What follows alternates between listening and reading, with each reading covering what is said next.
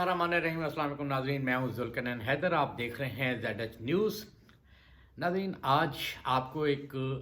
Fraud हुआ है, एक बहुत बड़ा, मुल्क की तारीख का सबसे बड़ा फ़्रॉड हुआ है 80 अरब रुपए का।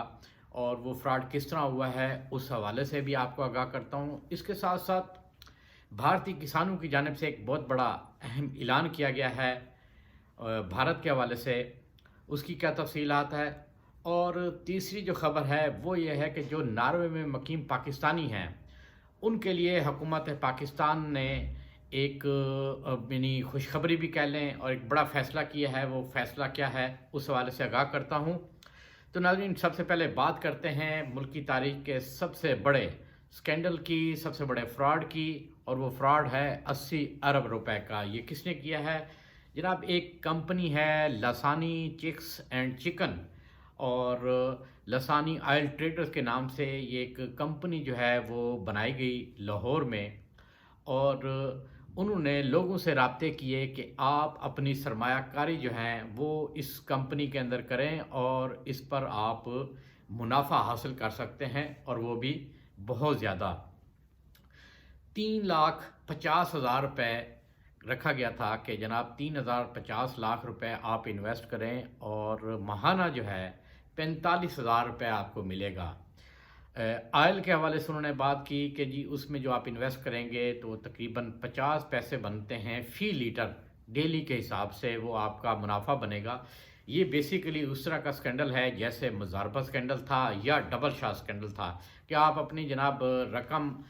जमा करवाएं और फिर 1 महीने बाद उसकी डबल ले लें। उसी तरह का ये फ्रॉड किया गया है, और ये फ्रॉड लाहौर से शुरू हुआ और लोगों से वो पैसे लेते गए और तवील अरसे से उन्होंने अरबों रुपए इकट्ठे कर लिए, मगर रिटर्न जो है वो कुछ लोगों तक पहुंचा। जो एक तरीकाकार होता है, जैसे मुज़ारबा का था, वो भी यही तरीकाकार था कि कुछ को पैसे वापस चले गए, मुनाफा चला गया,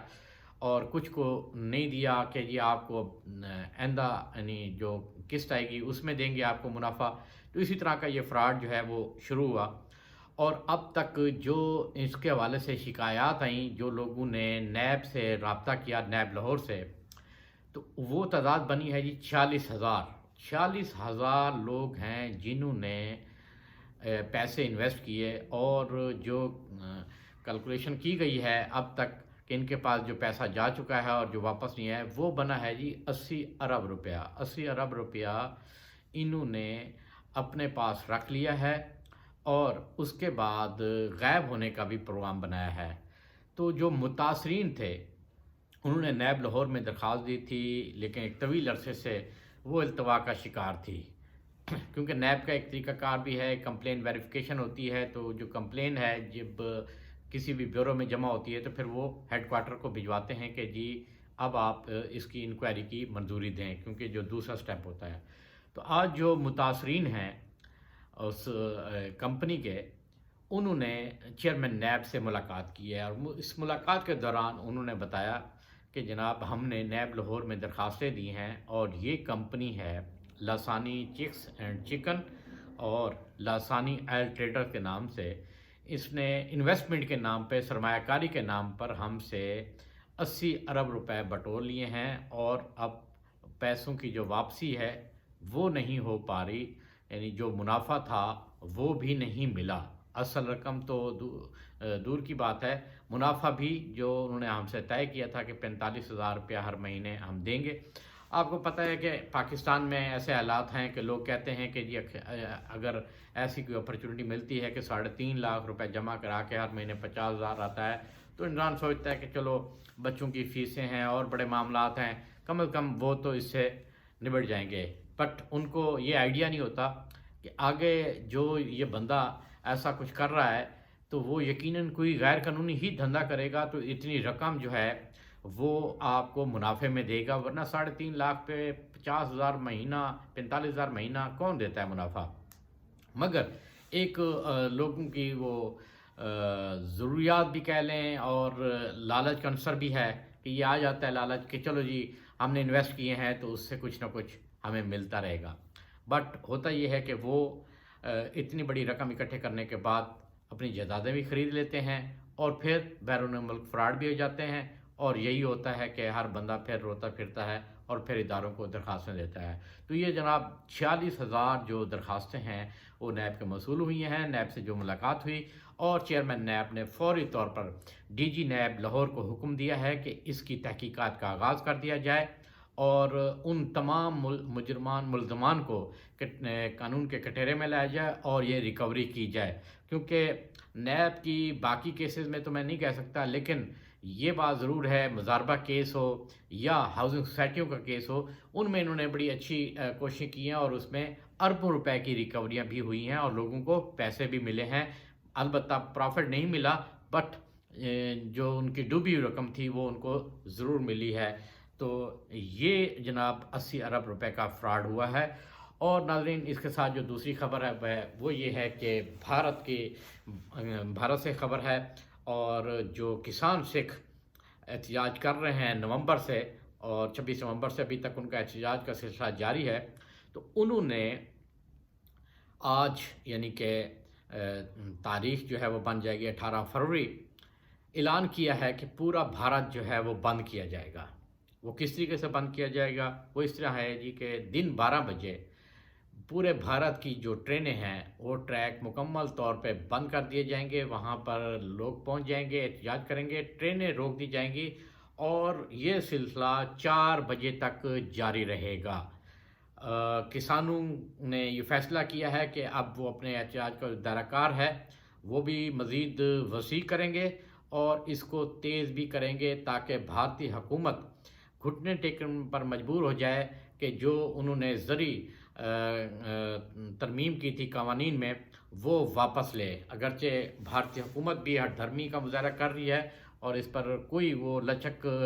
نہیں دکھا رہی، مگر کسان جو ہیں وہ بھی اس بات پر ڈٹے ہوئے ہیں کہ جی ہم بھی اب پیچھے نہیں ہٹیں گے۔ اس کے ساتھ ساتھ ناظرین، ایک دیشا راوی جو ہے خاتون، اس کو بھی گرفتار کیا ہے، تو اس حوالے سے بھی نئی دہلی میں احتجاج چل رہا ہے، کیونکہ اس کے اوپر الزام تھا کہ وہ کسانوں کو کٹیں تیار کر کے دیتی ہیں، تو اس کو گرفتار کیا گیا دہلی پولیس کی جانب سے۔ اس حوالے سے بھی احتجاج چل رہا ہے۔ اس کے ساتھ کسانوں نے ایک اور بھی کام کیا ہے، جو کووڈ-19 کے دوران بے روزگار ہو گئے تھے، ان لوگوں کو انہوں نے روزگار دے دیا، اور روزگار اس طریقے سے دیا ہے کہ جو راشن ہے وہ کسان خود جو ہیں وہاں پر پورے جہاں جہاں احتجاج ہو رہا ہے انہوں نے وہاں پر ایک کہہ لیں کہ کچن بنا لیے ہیں، اور جو لوگ بے روزگار تھے ان کو دیہڑیوں پر رکھ لیا ہے اور کھانا ڈیلی بنایا جاتا ہے۔ لاکھوں لوگ جو ہے وہ جو کھانا ہے وہ ان کو پہنچایا جاتا ہے، اور یہ سارا ساز و سامان کسان اپنے ساتھ بھی لائے تھے، اور جو لوگ ابھی تک ان کی مختلف ریاستوں میں ہیں، یعنی پنجاب ہے، ہریانہ ہے اور جگہ ہیں، تو وہاں سے وہ جو سپلائی ہے وہ بھی آ رہی ہے، تو وہاں پہ انہوں نے ایک قسم کا لوگوں کا جو روزگار ہے وہ بھی کھول دیا ہے، اور لاکھوں جو سکھ ہیں وہ کسان سکھ وہ روزانہ جو ہے وہیں سے کھانا کھاتے ہیں۔ اب ناظرین، تیسری جو خبر ہے وہ یہ خبر ہے کہ ناروے اور پاکستان کے درمیان دوہری شہریت کا کوئی معاہدہ موجود نہیں تھا، اور ہوتا یہ تھا کہ جب بھی کوئی پاکستانی ناروے کی شہریت رہتا تھا تو اس کو پاکستان کی شہریت چھوڑنی پڑتی تھی۔ تو پی ایم پورٹل پر ناروے میں مقیم کچھ پاکستانیوں نے کمپلین کی تھی کہ جناب یہ ہمارا مسئلہ ہے، تو ایک طویل عرصے سے وہ وہاں پر رہ رہے ہیں، تو ان کے پاس دوہری شہریت جو ہے وہ ان کو لینی ہوتی ہے، مگر اس کے لیے پھر پاکستان کی دوہری شہریت جو ہے وہ بھی انہیں رکھنا ہوتی ہے، تو یہ ہمارا مسئلہ جو ہے وہ حل کیا جائے۔ تو اس پر وزیر اعظم نے یہ معاملہ بھجوایا وزارت داخلہ کو کہ فوری طور پر اس سارے معاملے کو دیکھا جائے، اور اس کے بعد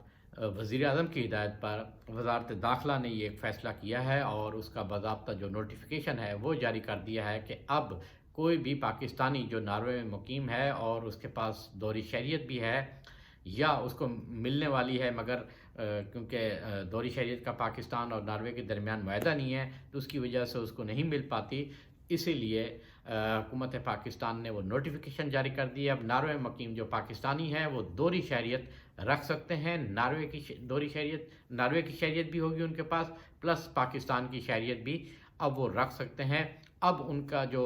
مسائل تھے وہ حل ہو گئے، کیونکہ جن کے پاس دوہری شہریت تھی اگر وہ پاکستان کی شہریت چھوڑتے ہیں تو پھر ان کو پاکستان کا ویزا لے کر پاکستان آنا پڑتا تھا، اور اگر وہ پاکستانی شہریت نہیں چھوڑتے تھے تو پھر ناروے کی جو شہریت ہے وہ ان کو نہیں ملتی تھی۔ اب ناروے اور پاکستان کے درمیان جو ہے وہ معاہدہ ہو گیا ہے، ایگریمنٹ ہو گیا ہے، اس کے مطابق اب پاکستانی جو ہے کوئی بھی پاکستانی وہ ناروے میں جائے گا، اگر وہ وہاں اسے شہریت ملتی ہے تو اسے پاکستانی شہریت چھوڑنے کی کوئی ضرورت نہیں ہوگی، کیونکہ اب حکومت پاکستان اس کی باضابطہ منظوری دے چکی ہے۔ یہ جو ناروے میں خاص طور پر رہنے والے پاکستانی مقیم ہیں ان کے لیے واقعی ایک بہت بڑی خبر ہے اور بہت بڑا ایک مسئلہ تھا جو کہ حکومت پاکستان نے حل کر دیا۔ ناظرین، یہ تھیں آج کی 3 خبریں، سوچا آپ تک شیئر کی جائیں۔ انشاءاللہ مزید خبروں کے ساتھ پھر حاضر ہوں گا، تب تک کے لیے اللہ حافظ۔